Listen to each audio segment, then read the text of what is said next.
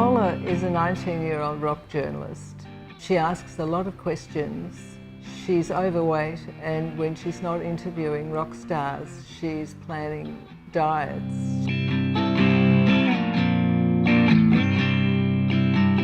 She has parents who are in Nazi death camps, and she travels in the 1960s in London, New York, Los Angeles and Monterey, California for her Australian rock newspaper.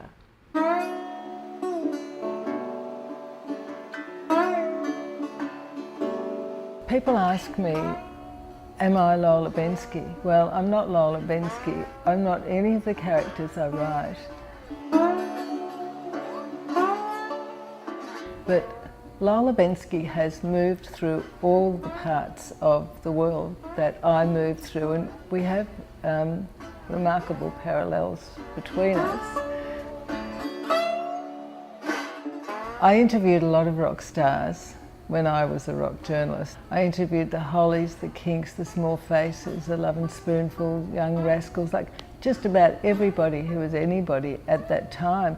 And yet the only people I ever talked about, and I didn't talk about that part of my life very often, were the same people that I wrote about: Jimi Hendrix, Janis Joplin, Mama Cass, Jim Morrison, Brian Jones. I think I very much wanted to show them as I felt they were, as true a picture as I possibly could of who they were.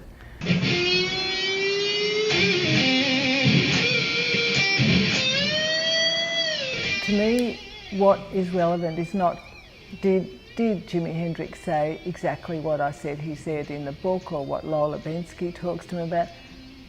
I very, very strongly feel that what matters is the essence of who he was.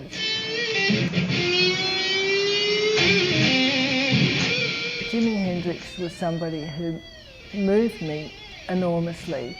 I had never seen a man move like that in my life. I was terrified. It was so sexual. I almost couldn't look.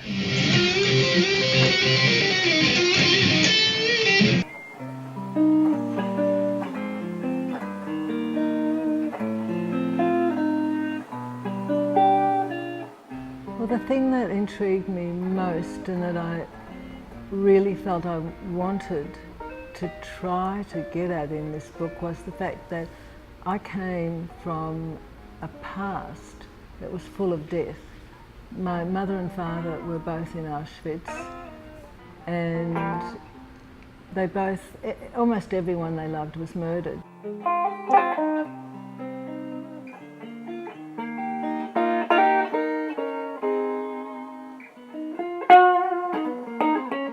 And there I was at 1967 at the Monterey Pop Festival, and this was a revolution of love and peace and brotherhood, and everyone had flowers wound around them, and bells, and dogs had flowers on them, and I've never seen a large crowd look so happy.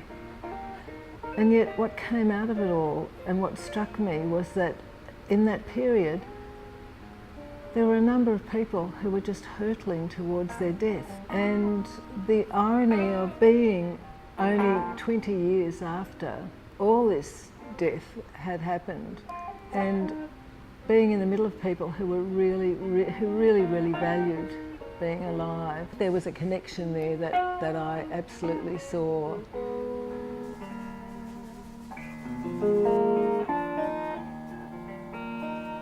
There are a lot of parallels in the book. Lola Bensky moves to New York. I live in New York, and I came to New York because I followed the man that I love, and I now live here with my husband.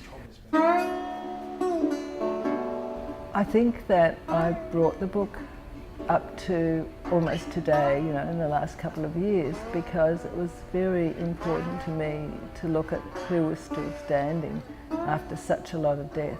The chapter on all the deaths, there is a chapter which deals with all the deaths of that era, I found very difficult and painful to write.